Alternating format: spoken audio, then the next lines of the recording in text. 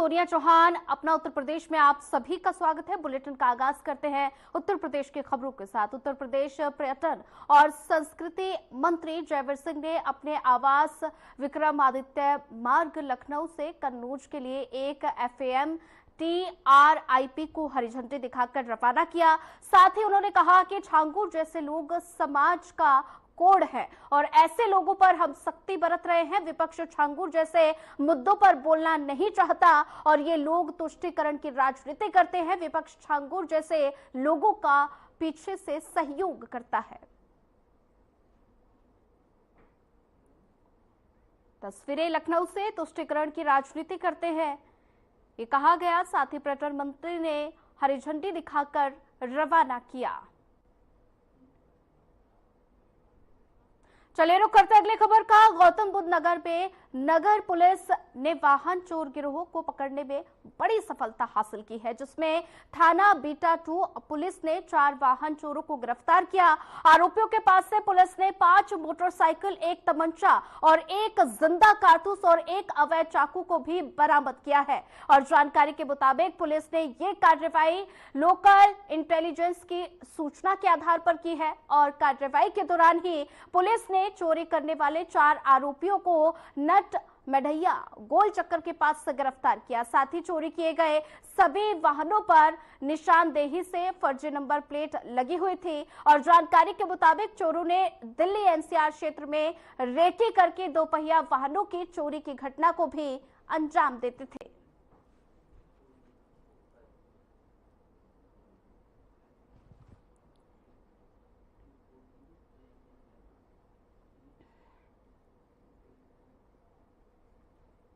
राजस्थान के जयपुर में सहकार एवं रोजगार उत्सव पर कार्यक्रम का आयोजन किया गया। कार्यक्रम में केंद्रीय सहकारिता मंत्री अमित शाह ने शिरकत करते हुए कार्यक्रम को संबोधित किया। क्या कुछ कहा, सुनवाते हैं। ये भूमि है जिसने वीर राणा सांगा, महाराणा प्रताप, वीर दुर्गादास राठौड़, पृथ्वीराज चौहान, महारानी पद्मिनी, पन्ना दाई और भामाशाह जैसे दानवीरों को भी जन्म दिया। और आज भी देश की सीमाओं की सुरक्षा की जब बात आती है, सबसे ज्यादा जवान जिन राज्यों में से जाते हैं उसमें से एक मेरा राजस्थान है। ये राजस्थान की वीर भूमि। मैं राजस्थान की वीर भूमि को प्रणाम कर कर मेरी बात की शुरुआत करना चाहता हूं। आज परमवीर चक्र निर्मल सिंह सेखों की जन्मतिथि है। निर्मल सिंह जी ने अतुल्य पराक्रम कर कर अपनी मातृभूमि की रक्षा के लिए साहस और शौर्य और बलिदान दिखाया। मैं निर्मल सिंह जी को भी मनपूर्वक श्रद्धांजलि देना चाहता हूं। भाइयों बहनों, 2025 का वर्ष सहकारिता वर्ष के रूप में मोदी जी ने ही इसका अंतर्राष्ट्रीय सहकारिता वर्ष का उद्घाटन किया। जब UN ने तय किया और एक सर्च किया गया कि सहकारिता वर्ष की शुरुआत कौन से राज्य से की जाए, कौन से देश से की जाए, तो उन्होंने हमारे भारत को पसंद किया और मोदी जी ने सहकारिता वर्ष का उद्घाटन किया। और आज सहकारिता वर्ष के उपलक्ष्य में 24 अन्न भंडारण गोदाम, 64 millets outlets, Gopal credit card योजना के तहत ऋण का वितरण, दूध उत्पादक समितियों को माइक्रो ATM का वितरण, 2 उत्कृष्ट पैक्सों का सम्मान, प्राइमरी डेयरी कोऑपरेटिव सोसाइटी का ऑनलाइन पंजीकरण और दीनदयाल उपाध्याय गरीबी मुक्त अभियान की सफलता की कहानियों के पुस्तक का विमोचन। ये सारी चीजें यहां पर हुई हैं।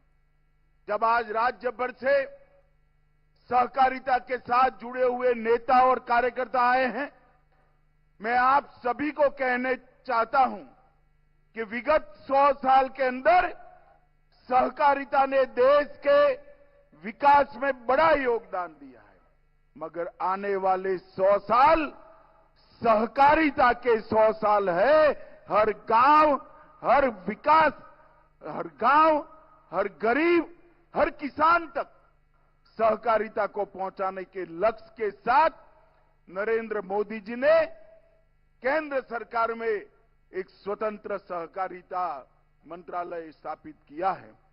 आज 98% ग्रामीण क्षेत्र में सहकारिता की सक्रिय भूमिका है। देश का धान और गेहूं की खरीदी में लगभग 20% योगदान सहकारिता का है। उर्वरक के उत्पादन में 35% उर्वरक सहकारिता के माध्यम से उत्पन्न होता है। 30% चीनी सहकारिता के माध्यम से उत्पादित होती है और 20% से ज्यादा फेयर प्राइस शॉप भी कोऑपरेटिव के माध्यम से चलते हैं। 8,50,000 कोऑपरेटिव के माध्यम से 31 करोड़ लोग सहकारिता से जुड़े हैं और नरेंद्र मोदी जी ने सहकारिता मंत्रालय की स्थापना की। 4 साल के अंदर हमने 61 इनिशिएटिव के माध्यम से सहकारिता को मजबूत करने का काम किया है। 2 लाख नए पैक्स बनाने का काम शुरू हो गया है, उसमें से 40,000 पैक्स बना लिए गए हैं। सभी पैक्स का कंप्यूटराइजेशन समाप्त कर दिया गया है। सभी पैक्स के मॉडल बायलॉज सभी राज्यों ने स्वीकार कर लिए हैं और इसके साथ साथ गोडाउन बनाने का काम भी शुरू हुआ है। ऑर्गेनिक प्रोडक्ट्स एक्सपोर्ट और बीज संवर्धन के लिए नई समितियां बनी हैं। दलहन, तिलहन और मक्का जो नाफेड और एनसीसीएफ के ऐप पर रजिस्टर कराता है, वो सभी किसानों का दलहन, तिलहन और मक्का एमएसपी पर खरीदने की गारंटी नरेंद्र मोदी जी ने दी है।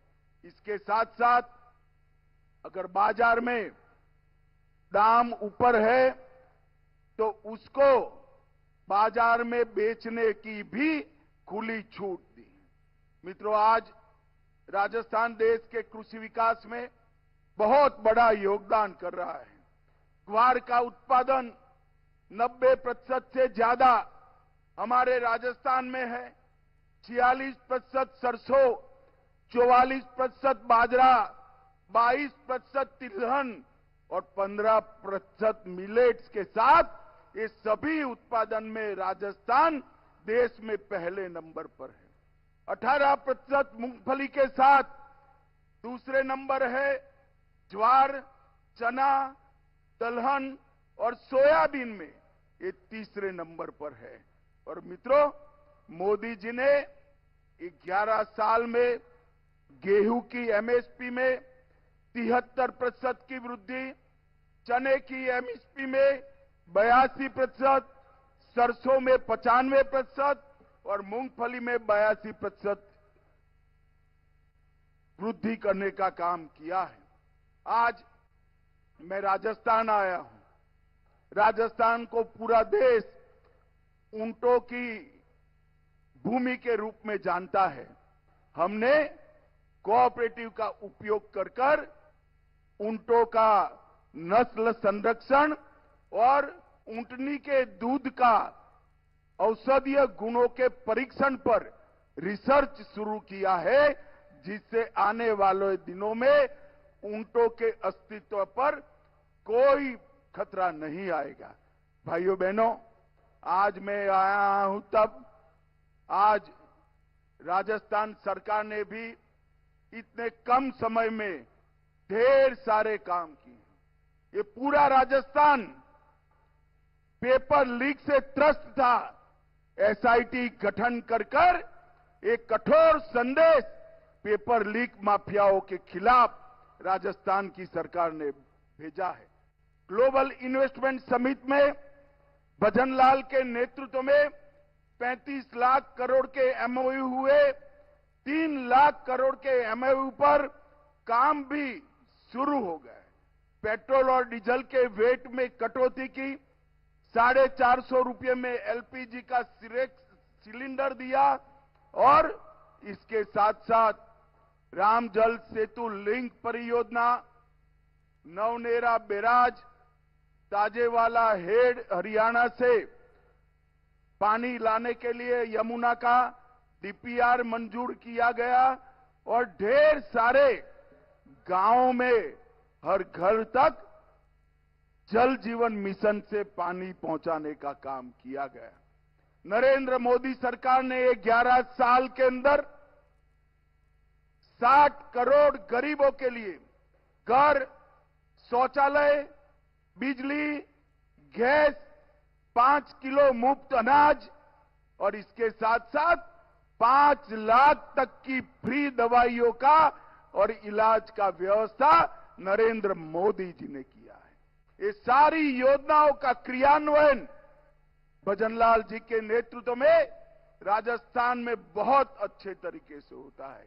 मगर मैं भजनलाल जी को एक और काम के लिए भी बधाई देना चाहता हूं।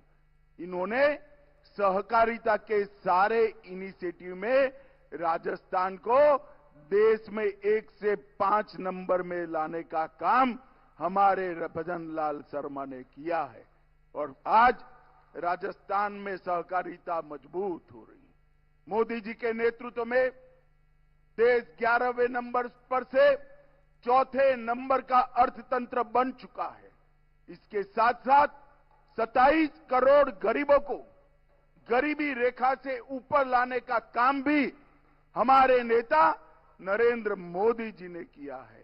परंतु नरेंद्र मोदी जी ने सबसे बड़ा काम किया है देश को सुरक्षित करने का।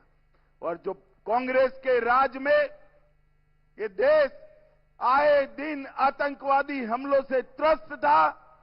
पहले उरी में हमला हुआ, मोदी जी ने सर्जिकल स्ट्राइक की। पुलवामा में हमला हुआ, एयर स्ट्राइक करी और पहलगांव में हमला किया।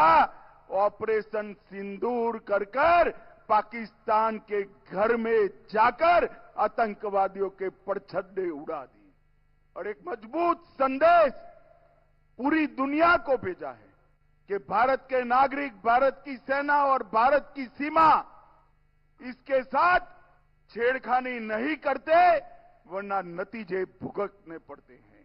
और मोदी जी ने ये संदेश देकर एक समृद्ध, सुरक्षित और विकसित भारत के स्वप्न को सच्चा करने का, जमीन पर उतारने का काम किया है।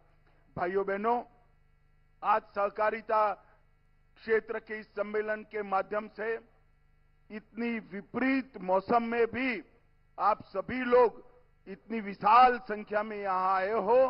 मैं हृदय से आप सभी का बहुत बहुत अभिनंदन करता हूं और विश्वास दिलाता हूं भारत सरकार और राजस्थान सरकार मिलकर राजस्थान के सहकारिता आंदोलन को और मजबूत करेंगे।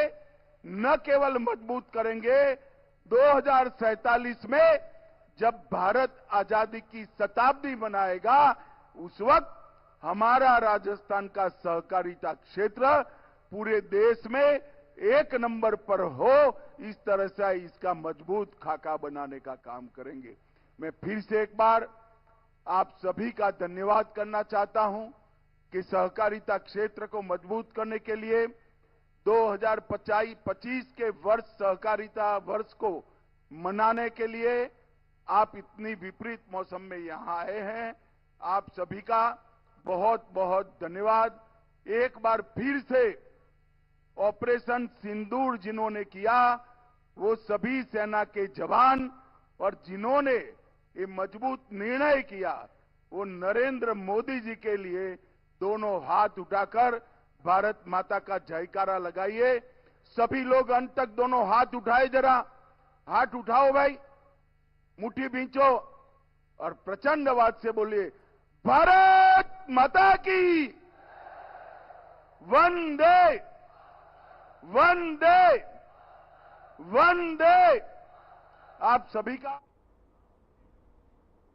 तो आप गृह मंत्री अमित शाह को सुन रहे थे। चलिए फिलहाल वक्त तो चला एक छोटा सा ब्रेक का। ब्रेक के बाद जल्द हाजिर होंगे।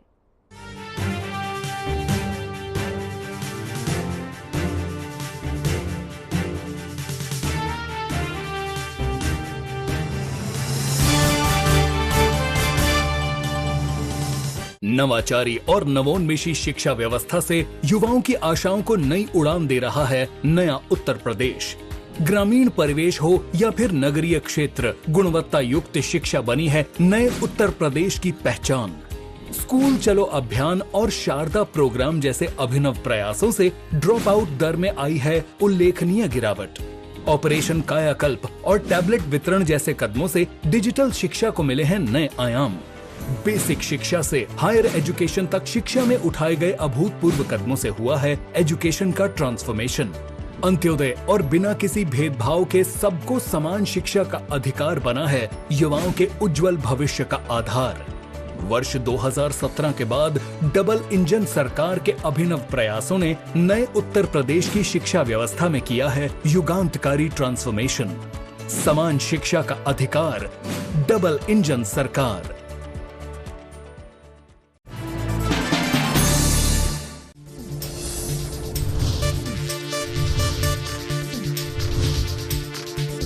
साधना इंस्टीट्यूट के छात्र हर साल नए नए जगहों पर नए नए संस्थानों पर काम करने के लिए जाते हैं, उन्हें प्लेसमेंट मिलता है और साथ ही साथ वो संस्थानों का और साधना इंस्टीट्यूट का नाम भी रोशन करते हैं। तो अगर आप इलेक्ट्रॉनिक मीडिया, मास कम्युनिकेशन में अपना करियर बनाना चाहते हैं तो साधना इंस्टीट्यूट आपके लिए एक सबसे बढ़िया विकल्प है।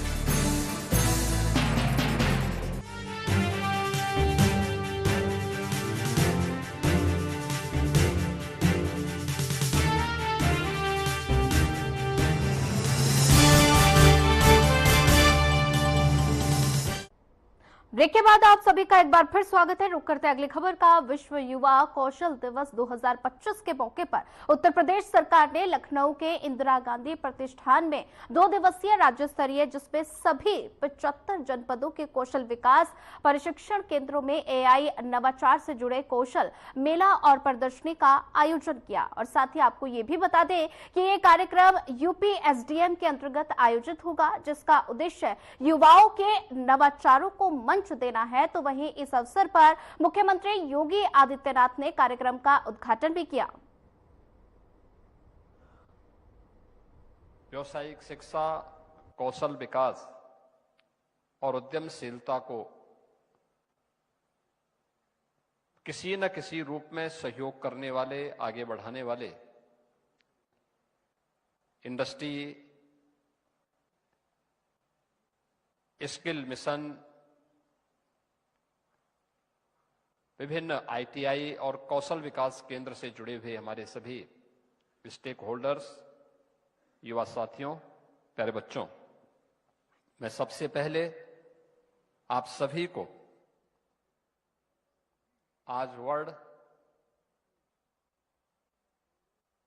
स्किल डे के अवसर पर हृदय से बधाई देता हूं। आप सबका मैं अभिनंदन करता हूं।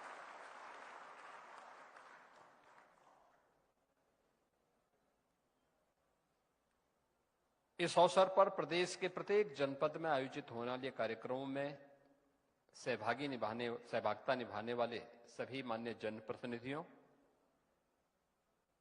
और वहां के जितने भी युवा आज के इस कार्यक्रम में भागीदार बन रहे हैं और प्रदेश भर के सभी युवाओं को भी मैं हृदय से बधाई देता हूं, अपनी शुभकामनाएं देता हूं। मुझे प्रसन्नता है कि इस बार का जो थीम दिया गया है अंतर्राष्ट्रीय युवा कौशल दिवस के अवसर पर, वह है एआई और डिजिटल स्किल के माध्यम से युवा सशक्तिकरण का मार्ग प्रशस्त करना है। उत्तर प्रदेश देश की आबादी का सबसे बड़ा राज्य है। 25 करोड़ की आबादी इस राज्य में निवास करती है और 25 करोड़ की इस आबादी को, युवाओं की जो संख्या है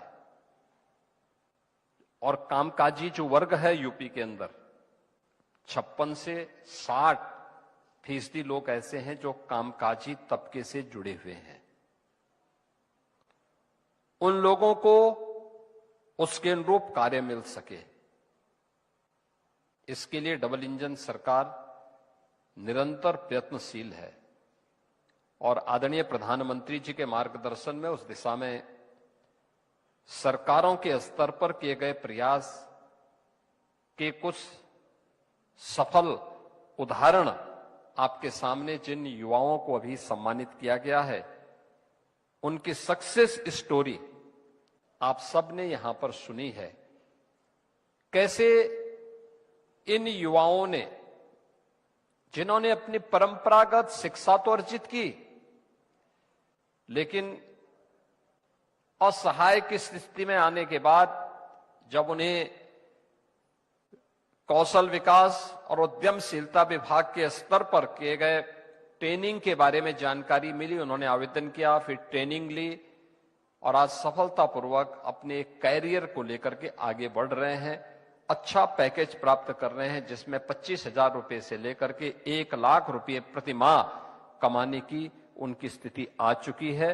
और मैं इन सभी युवाओं को हृदय से बधाई देता हूं कि जो इस कार्यक्रम के साथ जुड़े हुए हैं। उत्तर प्रदेश में कार्य की कमी नहीं, कार्य की भी कमी नहीं है और मानव संसाधन की भी कमी नहीं है। हमारे पास स्केल है, लेकिन उस स्केल को स्किल में बदलने के लिए ही ये सभी प्रयास प्रारंभ किए गए हैं, जिसके अंतर्गत प्रदेश सरकार 2 करोड़ युवाओं को डिजिटली सक्षम बनाने के लिए स्मार्टफोन और टैबलेट उपलब्ध करा रही है। 50 लाख युवाओं को अब तक हम उपलब्ध करा चुके हैं।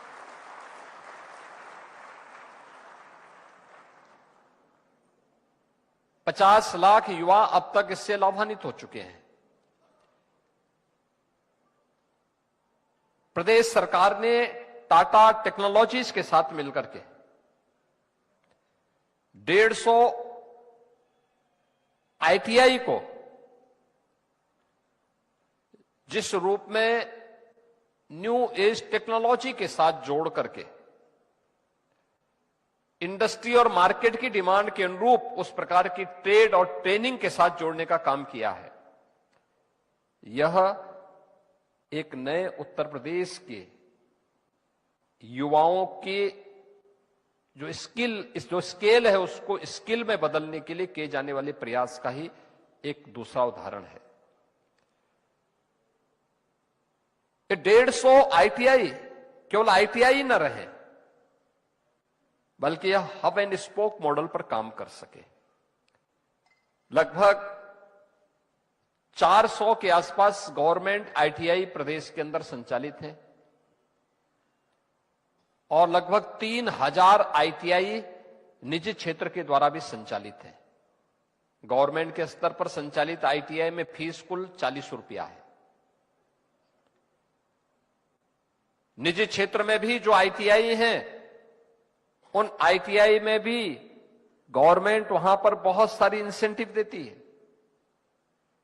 खासतौर पर पढ़ने वाले छात्रों के लिए स्कॉलरशिप देती है, अन्य प्रकार से उन्हें सहयोग भी करती है। उन सभी युवाओं के लिए एक अवसर है कि हम सब ये विभाग के स्तर पर जो प्रयास प्रारंभ किए गए हैं कि मार्केट की मैपिंग करना, डिमांड के अनुसार उस प्रकार के ट्रेड को विकसित करना और फिर उसके अनुसार उन्हें स्किल डेवलपमेंट के में पारंगत करते हुए इंडस्ट्री तक पहुंचाना। मैं धन्यवाद दूंगा, यहां पर कुछ इंडस्ट्री लीडर्स भी आए हुए हैं। उन लोगों के द्वारा इस दिशा में कुछ प्रयास प्रारंभ हुआ है। आपने पिछले 8 वर्ष के अंदर इस बात को महसूस किया होगा कि कानून व्यवस्था अच्छी होती है, सरकार की नीयत ठीक होती है, तो देखते ही देखते निवेश की भी झड़ी हमें देखने को मिलती है। 15 लाख करोड़ रुपए से अधिक के निवेश के प्रस्ताव यूपी के अंदर आए और 15 लाख करोड़ के ये सभी निवेश के प्रस्ताव प्रदेश के अंदर युवाओं के लिए नए अवसर भी प्रदान करते हैं। यानी इन 15 लाख करोड़ रुपए के निवेश के जो प्रस्ताव हमने ग्राउंड ब्रेकिंग करवाए हैं, प्रस्ताव हमें 45 लाख करोड़ के प्राप्त हुए, लेकिन जिन्हें अब तक शिलान्यास करके प्रोडक्शन के साथ जोड़ा गया है, ये 15 लाख करोड़ रुपए से ऊपर के हैं। इनमें लाखों युवाओं के लिए नौकरी के अवसर हैं। और इसीलिए मैं बार बार कहता हूं कि इन इंस्टीट्यूशंस को इंडस्ट्री के साथ हमें जोड़ना पड़ेगा, क्योंकि अगर ये जुड़ेंगे तो उस इंडस्ट्री की डिमांड क्या है, उसकी मांग क्या है, उसके अनुरूप हम कार्यक्रम को आगे बढ़ा सकते हैं। और इसी में एक नया प्रयास प्रारंभ हुआ है कि इंडस्ट्री के साथ जुड़ने वाला यह युवा अपने प्रोजेक्ट वर्क को इंडस्ट्री के अंदर पूरा करे। इस दौरान उसे पीएम और सीएम इंटर्नशिप की स्कीम के साथ जोड़ करके 5,000 रुपया महीना भी 1 वर्ष तक गवर्नमेंट उसे उपलब्ध करवाएगी। यानी मां बाप के ऊपर वह खर्चा, वह बोझ नहीं बनेगा, बल्कि स्वयं कमाने वाला वहां दिखेगा। और उसके बाद 1 वर्ष के बाद उस अनुभव का लाभ लेते हुए अगर इंडस्ट्री में काम करना चाहता है तो इंडस्ट्री उसका सिलेक्शन भी कर सकती है, और नहीं तो मार्केट में उसकी डिमांड इतनी ज्यादा होगी वो स्वयं ही उसके अनुरूप अपने लिए कहीं भी काम की तलाश कर सकता है।